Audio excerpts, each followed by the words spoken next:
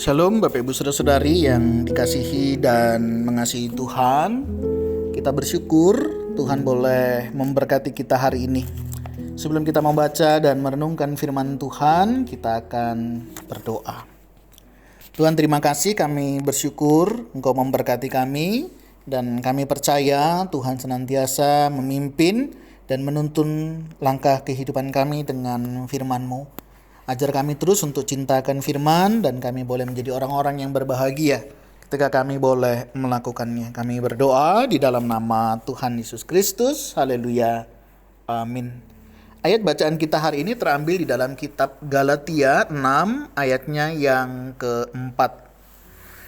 Baiklah, tiap-tiap orang menguji pekerjaannya sendiri, maka ia boleh bermegah melihat keadaannya sendiri dan bukan melihat keadaan orang lain. Amin. Demikian firman Tuhan. Mari kita merenungkannya. Tema renungan kita hari ini adalah bagaimana memeriksa hidup kita.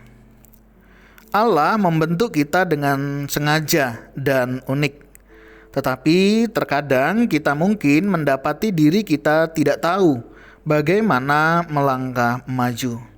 Mungkin ketika kita memeriksa masa depan, kita merasa semakin bingung dan tidak begitu senang.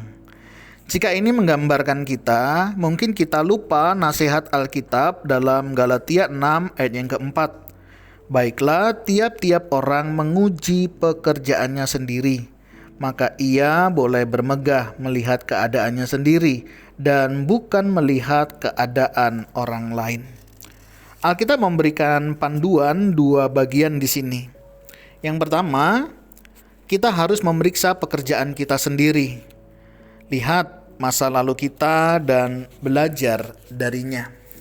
Selanjutnya, kita tidak boleh membandingkan diri kita dengan orang lain. Jangan biarkan mata kita tertuju pada bagaimana Allah bekerja dalam diri orang lain. Berkonsentrasilah pada apa yang telah Dia lakukan di dalam dan melalui kita. Ketika kita membandingkan diri kita dengan orang lain, kita menjadi putus asa atau sombong. Yang kedua, sikap itu merampas kebahagiaan kita. Allah punya cara yang lebih baik bagi kita untuk menemukan langkahnya selanjutnya bagi kita. Dia ingin kita mencermati masa lalu kita dan untuk membantu kita melangkah ke masa depan. Benar, Allah tidak ingin kita menyia-nyiakan masa lalu kita. Allah ingin memakainya. Namun terkadang sulit mengetahui cara melihat kembali kehidupan kita dengan efektif. Inilah salah satu latihan mudahnya. Duduklah dengan selembar kertas, pisahkan dengan garis untuk setiap periode hidup kita. Misalnya periode 5 tahun atau dasawarsa bisa menjadi pilihan yang baik. Sekarang saatnya untuk memeriksa pekerjaan kita sendiri dengan membuat inventaris kehidupan dan menjawab dua pertanyaan ini untuk setiap periode waktu dalam hidup kita. Apa yang bisa kita lakukan dengan baik? Apa yang kita senang lakukan? Sekarang kembali dari cari polanya. Jika kita ahli dalam suatu hal ketika kita masih muda, kita mungkin masih ahli dalam suatu hal itu. Mungkin ada sesuatu yang kita nikmati beberapa tahun lalu namun kita lupakan. Setelah kita mengidentifikasi pola-pola dalam hidup kita, mari kita tanyakan kepada Allah apa yang Dia ingin kita lakukan dengan informasi ini. Kemenangan untuk dirayakan atau pekerjaan yang mungkin Dia berikan untuk kita di masa depan. Jangan terjebak dalam perangkap perbandingan. Sebaliknya, lihatlah masa lalu kita dengan jujur dan kemudian melangkahlah maju dengan percaya diri menuju masa depan kita.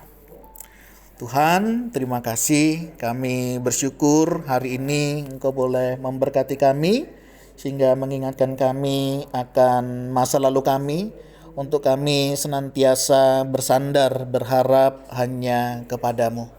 Tolonglah kami ya Tuhan untuk menghargai setiap proses kehidupan, sehingga kehidupan kami apapun yang terjadi senantiasa seizin Tuhan dan Tuhan boleh pakai menjadi alat kemuliaan bagi nama Tuhan. Terima kasih ya Tuhan untuk kasih setiamu.